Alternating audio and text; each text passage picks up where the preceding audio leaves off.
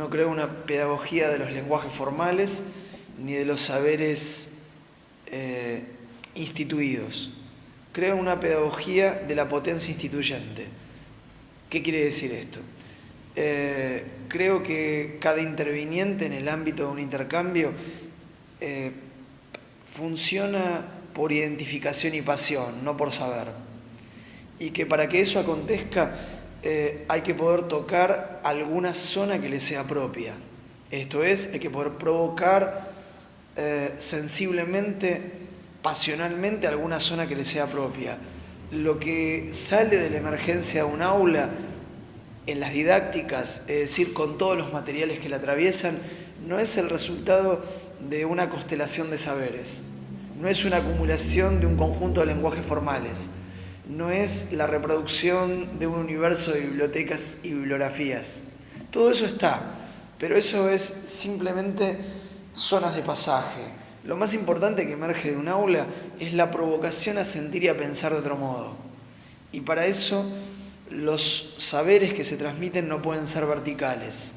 Las formas de comunicación que se usan no pueden ser evidentemente desapasionadas o carentes de los ánimos emocionales que transitan la experiencia.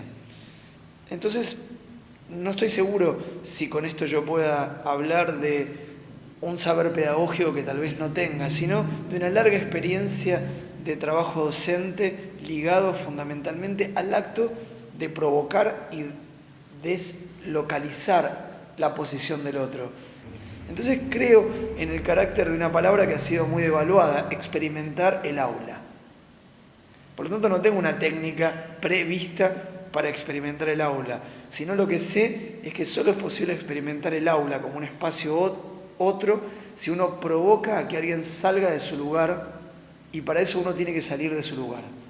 Pero mi oficio es enseñar, mi oficio es investigar, mi oficio es enseñar, es lo que hice toda mi vida. Es decir, desde que tengo 19 años soy profesor en un aula. Es decir que si alguien me pregunta, ¿qué estuviste haciendo estos últimos años de tu vida? ¿Sí? Lo único que puedo decir es algo muy preciso. Hice 3 cosas.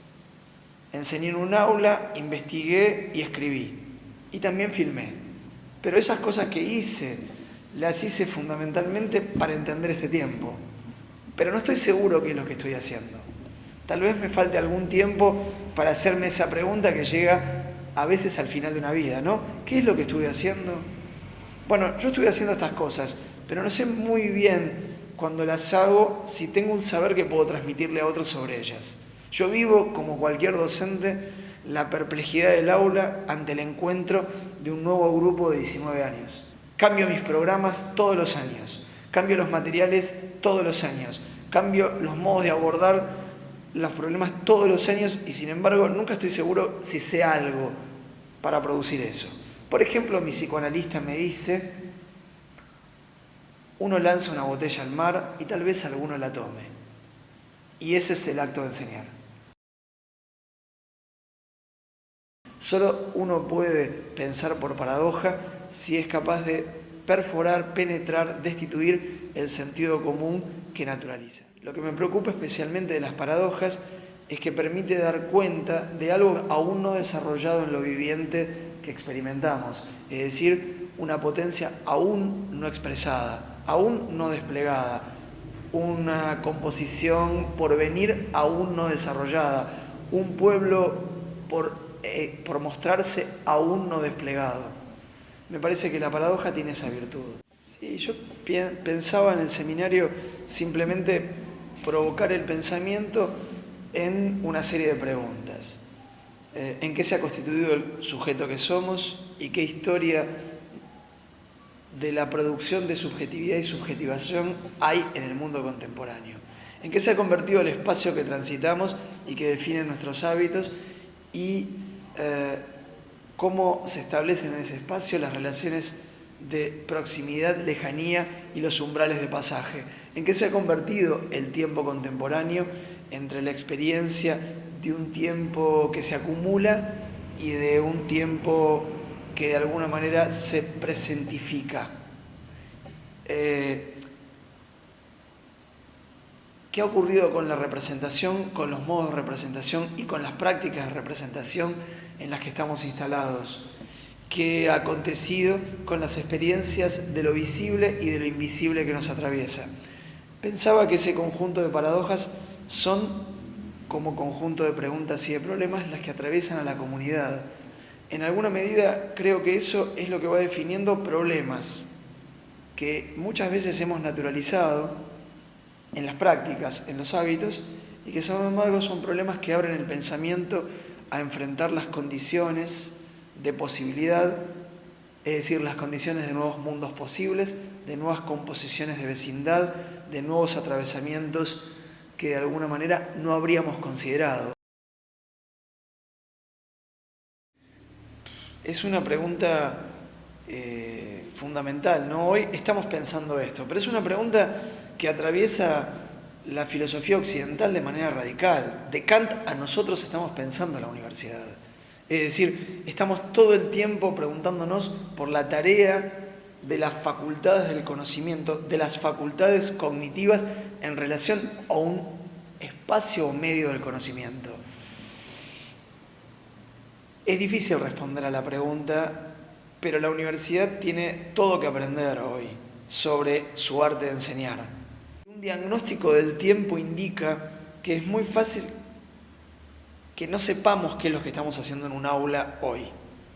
Sobre todo que no sepamos qué estamos haciendo porque quien pasa por esa aula está dislocado de la experiencia de quien transmite.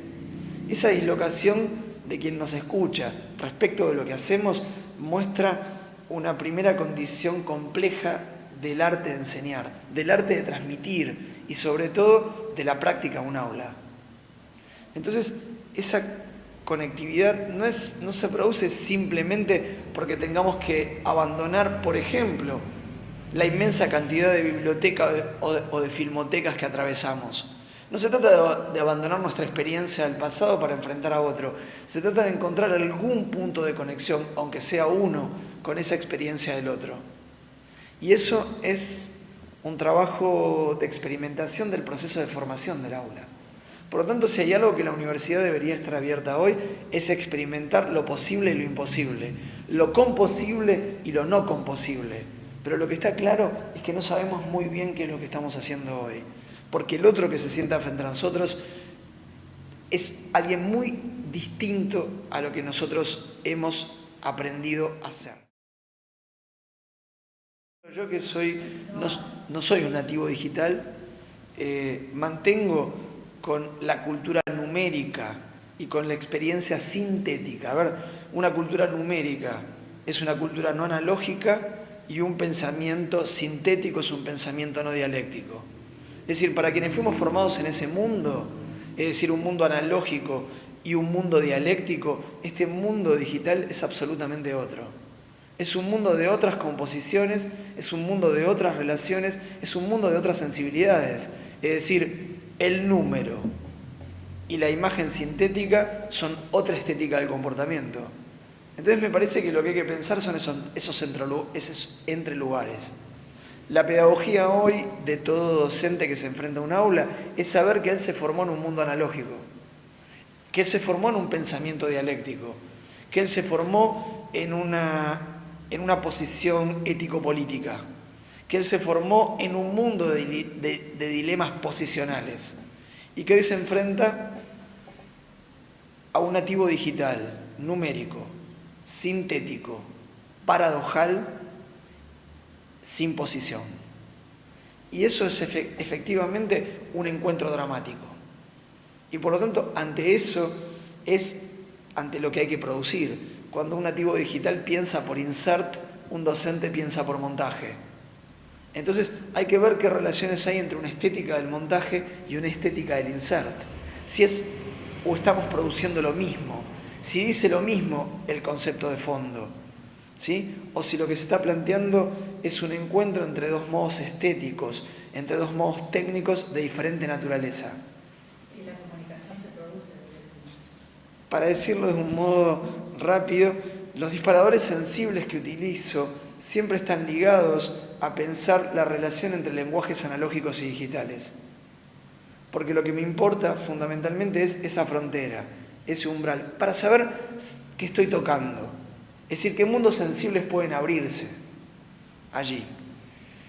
Pero no estamos seguros que la comunicación se produzca. Lo que hoy no estamos seguros es que en el tiempo de la comunicación se produzca. Y este es el problema de nuestro tiempo, que abre el problema del por qué es necesario pensar paradojas. Porque fundamentalmente, donde se nos dice que es evidente comunicarse, no es seguro que se produzcan los vasos comunicantes entre los que forman parte de un espacio-tiempo. Entonces, esto no debería ni asustarnos, ni angustiarnos, ni alertarnos. Este es el desafío que nos fuerza a pensar nuestro tiempo. Es decir, pensar hoy significa pensar eso, que la condición de la comunicación no está asegurada, que la comunicación no son meramente técnicas, que la comunicación no es meramente un saber técnico, sino una techné en el sentido más profundo del término, un saber hacer y un desvelar lo que se oculta. En ese sentido, comunicar es algo mucho más complejo que traer a la presencia algunas palabras, algunas imágenes, algunas ideas.